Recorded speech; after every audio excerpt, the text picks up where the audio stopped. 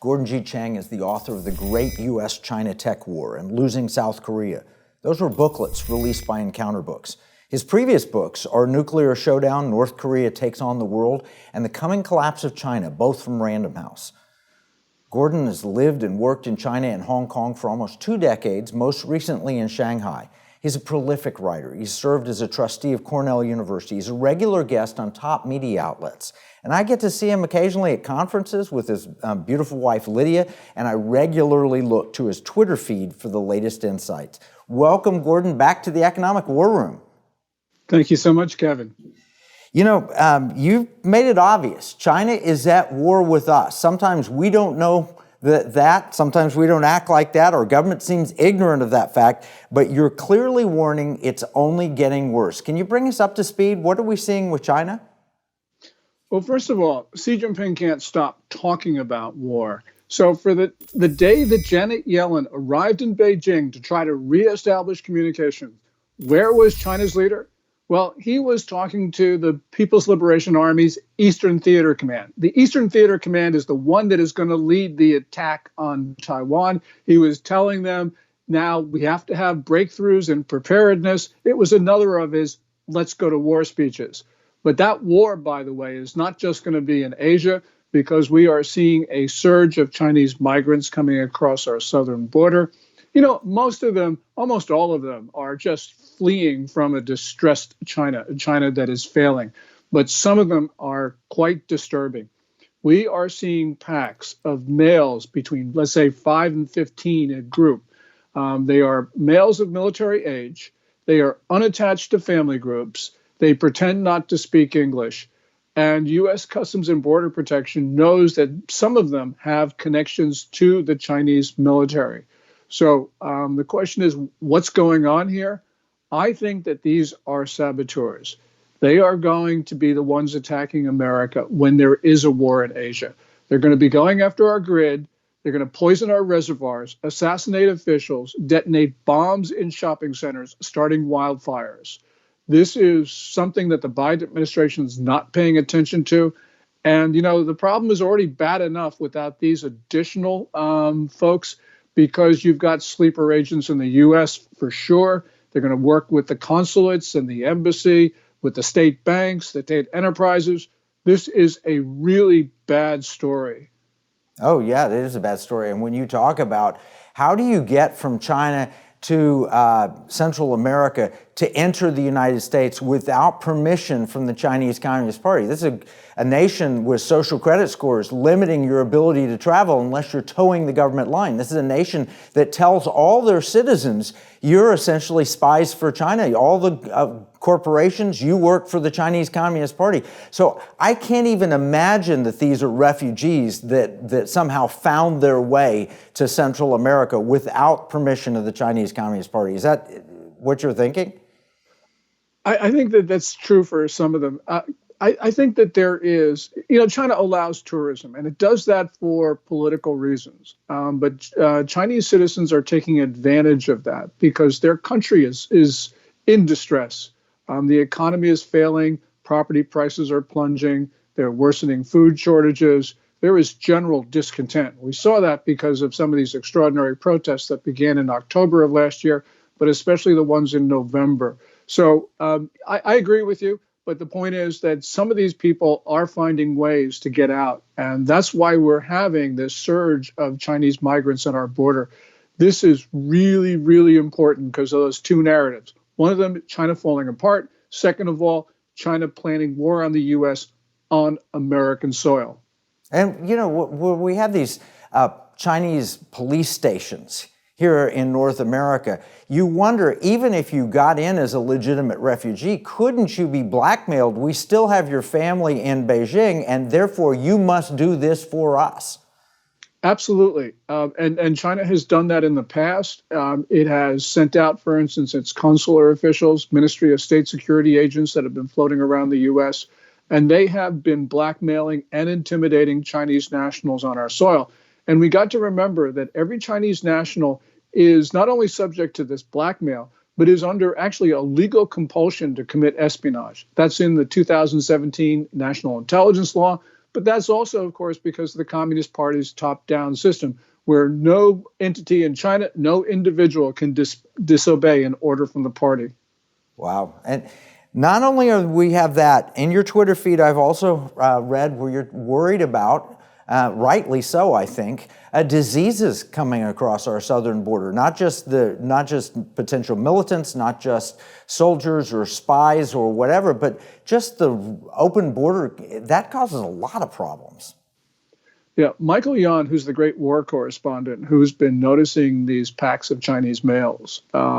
He, by the way, he's ex-special forces, so he's military. He can see military when he knows military when he sees it. But Michael has recently been reporting about these strange symptoms that are showing up in Panama. And this is corresponded with an increase in Chinese migrants. Michael is wondering whether there is a connection. And we have to ask, because we don't need any more disease in our country, Kevin. I mean, we just went through COVID-19. More than 1.1 million Americans have been killed, according to Johns Hopkins. This is a strange new pathogen that's apparently coming into our country across our southern border. Well, you wrote the book, the foreword to a book, The CCP is at War with America. I was a part of the Team B, and you wrote the foreword on our book here. It seems obvious that this was a China-released disease, whether accidental or purposeful, I don't know, but they certainly took advantage of it from the Communist Party standpoint. Once it was released, they took advantage to maximize Chinese interests from a humanitarian crisis. 100%, Kevin. 99% this was an engineered pathogen, but there's 100% we know that once this pathogen got out into Chinese society, China deliberately spread it beyond its borders. They lied about transmissibility. They knew it was highly contagious, told the world it was not. And while they were locking down their own country, they were pressuring others to take arrivals from China without travel restrictions. So clearly, this was a deliberate spread of disease. Yeah, I think that's obvious, and I think you're 100% right. You've been on this from the very beginning. But here's my concern. Now they have all these migrants coming across the border. Wouldn't you take that opportunity to spread that disease, as you suggested? But then their capture of the United Nations and the World Health Organization means they can control American policy. We need to take a break. When we come back, let's dive into the Chinese influence in the World Health Organization.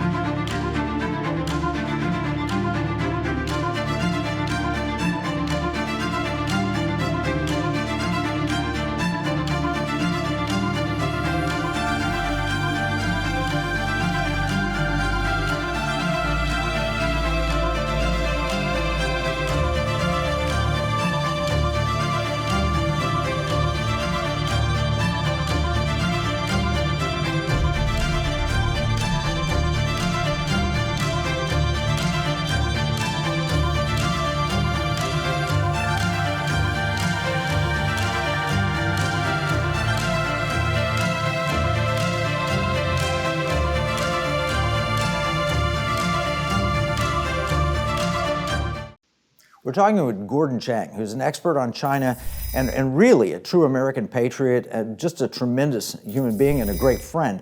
But we've been talking about China and how they have been sending migrants across our border, some genuine refugees, but others that are military age and so forth. We also talked about how they spread purposefully COVID after it either leaked from a lab or was engineered to leak or whatever. Now my question is, they've influenced the World Health Organization and the United Nations, and the Biden administration seems just intent on giving up American sovereignty to these globalist organizations that I think have been infiltrated on China. What are your thoughts? Oh, absolutely. And we can go to January 2020, which was a critical month. We know that month that the Chinese knew that COVID-19 was highly transmissible human to human.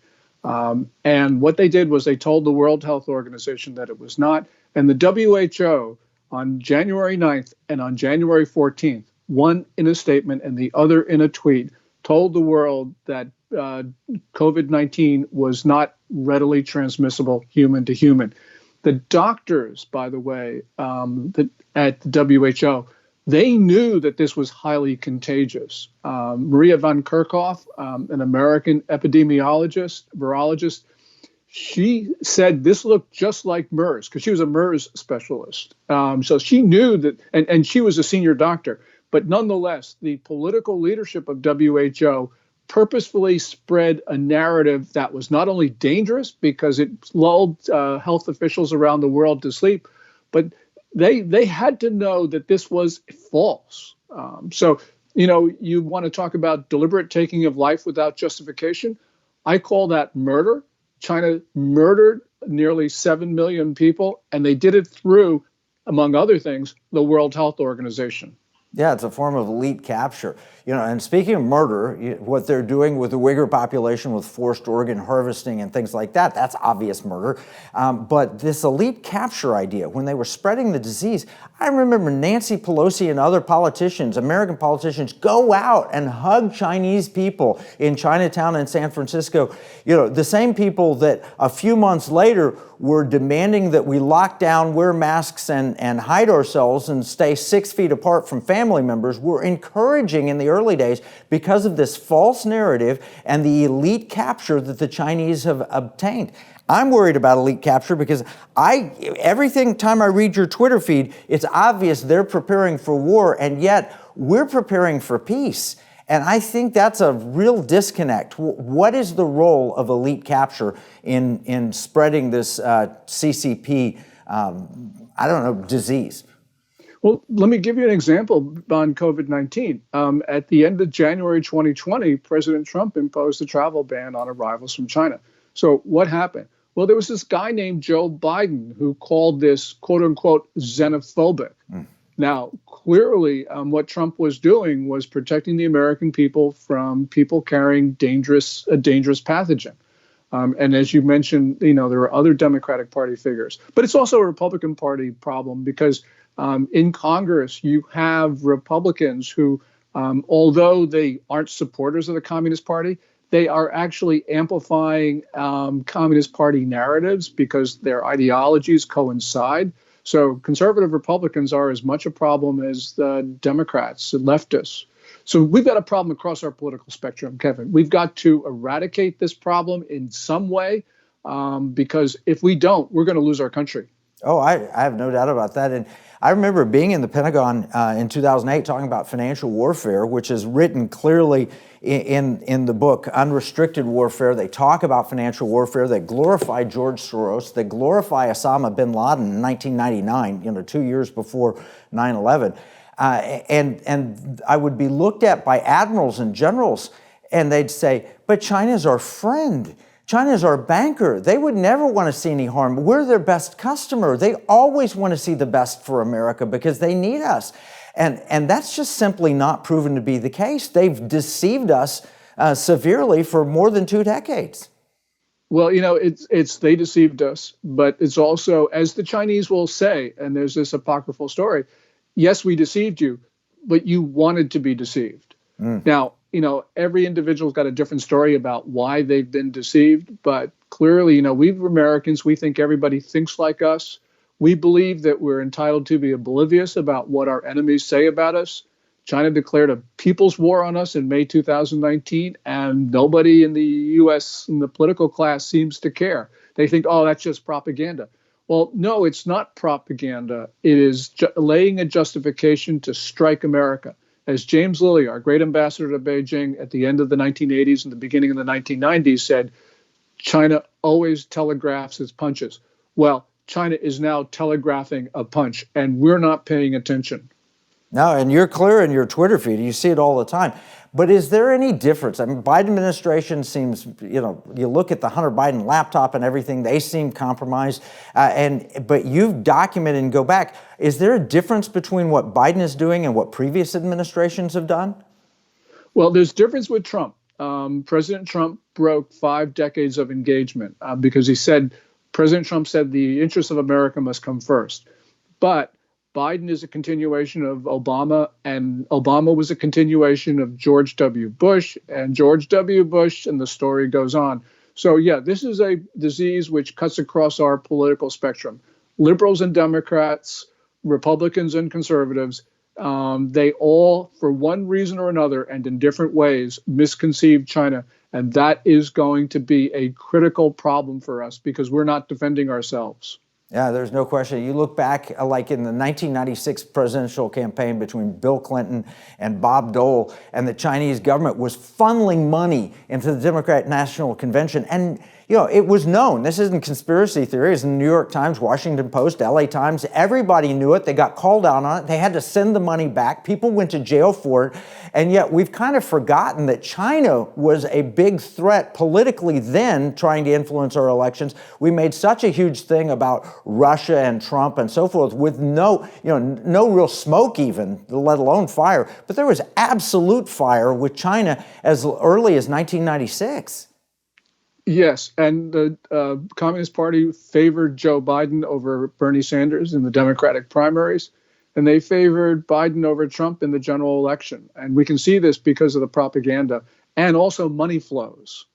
Yeah, so what we're going to need to do is take another break. But when we come back after this break, I'd like to talk about what happens if we do everything wrong, which is what we seem to be doing now, and what that will lead to, whether war in Taiwan, war on our shores, you mentioned saboteurs and so forth, but also what we can do right. And more importantly, you've got a heavy emphasis on prayer in your Twitter feed, and I want to talk a little bit about the role prayer can play. Let's take a break. I'm Kevin Sorbo. When you spend money, you consider who you're buying from and the causes they support.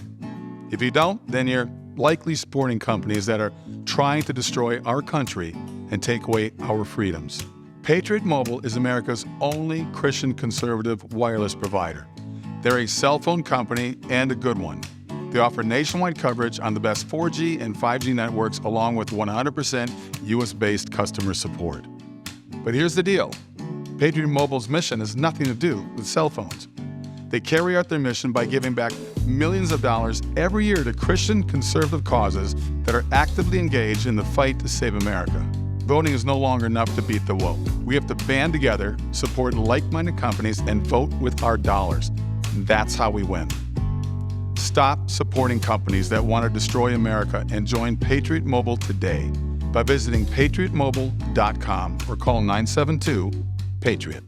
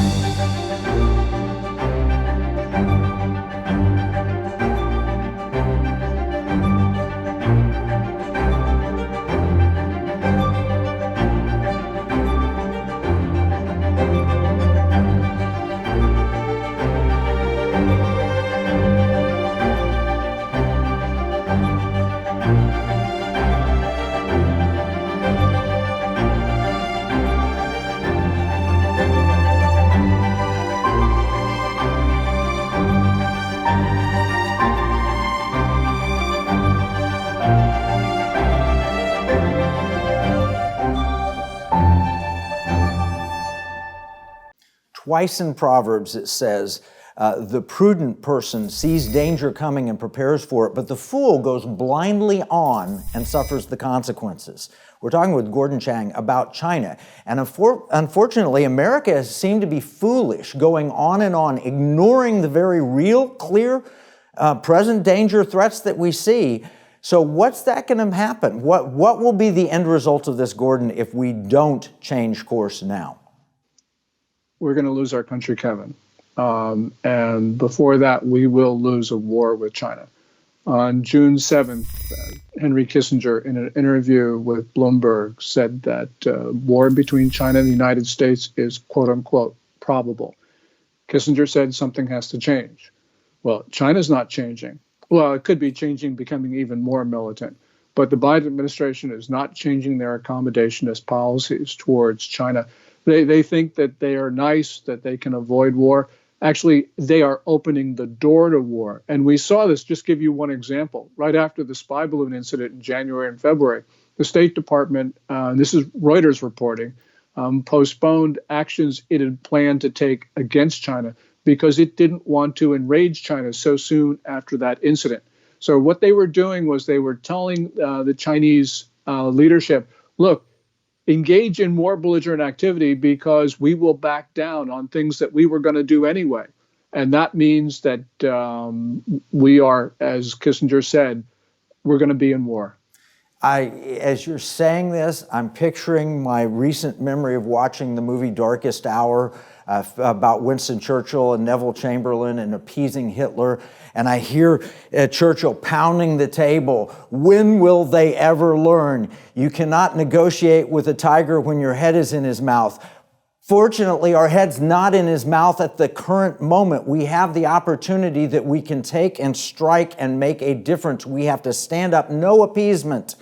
So it looks to me like there's going to be an invasion of Taiwan. It looks to me like they're planning war on our shores. Something Lincoln said wouldn't be possible, but this administration's opened the border to make it possible. It looks to me like that they're planning, lining up nations financially and economically through the BRICS and other places to take down America. It seems like we're in a desperate position. Yes, and we need to do everything differently. So, for instance, in the United States, we need to close down those 6 or 7 additional police stations that are now operating. And we need to close the 4 Chinese consulates that are being used as bases for subversion and espionage.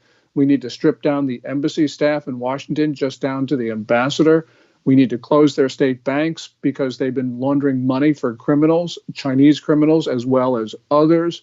We need to stop investing into China because all of those companies are linked according to their military civil fusion doctrine. So we're financing the Chinese military even when we put money into a nominally private company.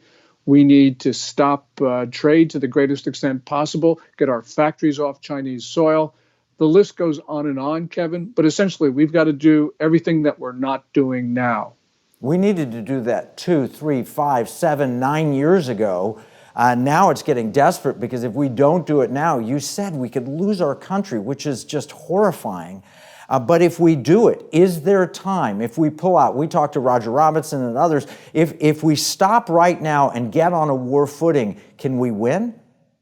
Well, we certainly can win. I mean, we're a far stronger society than China. And as I mentioned before, China's in a state of distress right now. So they need us so much more than we need them. We can make it clear to China. We can say we will defend Taiwan. We can offer them a mutual defense treaty. We can pre-position munitions on the island, something, by the way, we didn't do in Ukraine. And also we could put a tripwire force of U.S. personnel in Taiwan. And people will say, yeah, all of this is incredibly risky. And I say, saying something is risky is not a meaningful objection at this time, because after more than 3 decades of truly misguided China and Taiwan and other policies, we have no safe options. So we have got to consider those things which were considered to be unacceptable or still unacceptable, because that's how dire this situation is. We can rescue it, but we need to have political will. We need to defend ourselves. We got to recognize what the Chinese are doing, because the Chinese are fast preparing to go to war. They're not just talking about it. Xi Jinping can't stop talking about it. He's rapid military buildup, trying to sanction-proof his regime, stockpiling grain, purging the Chinese military of officers who don't want to go to war. He's mobilizing civilians for war. They want to go to war. No, and I think you're right. And the frightening thing is that the Biden administration's got a limited shelf life itself, and they know that they're getting appeasement from this administration. It's an unknown what's going to happen after the 2024 elections, and so they have a vested interest in moving more quickly than delaying. So we are at a desperate moment. I mean, if we lost Taiwan Semiconductor, that'd be devastating to the world economy. They're talking about the rare earth mineral embargo, and I read a tweet. There are other solutions. If we stand up, we don't have to back down to those threats. But you have another solution that you put, and you put it almost daily. I love your Twitter feed because you talk about, you say, the devil and all the demons in hell tremble when we pray, and our prayers will save the world, so pray. Tell us about your prayer strategy. I believe that America must become moral again. I believe that America must become a nation of believers again. And prayer, I believe, has a mystical power which we as humans don't understand. But I believe that if we believe, we can save our country. I believe that we can save this world. And we can do it, and we have to first start with ourselves. And that is, as you say, it's prayer. Well, I absolutely appreciate you for bringing that up. I've heard you in speeches. I see it in your Twitter feed. I know it from your heart, just knowing your family. So I'm very grateful and thankful for that. So where do people learn more? The best place to follow you, is that Twitter? At Twitter, at Gordon G. Chang, GordonGchang. I archive all my articles for free on my website, www.gordonchang.com. Is there a way people can support what you're doing? I don't need support, Kevin. I just would like people to follow me on Twitter. I just want people to think about these issues. I'm not monetizing this. I practiced law for 3 decades.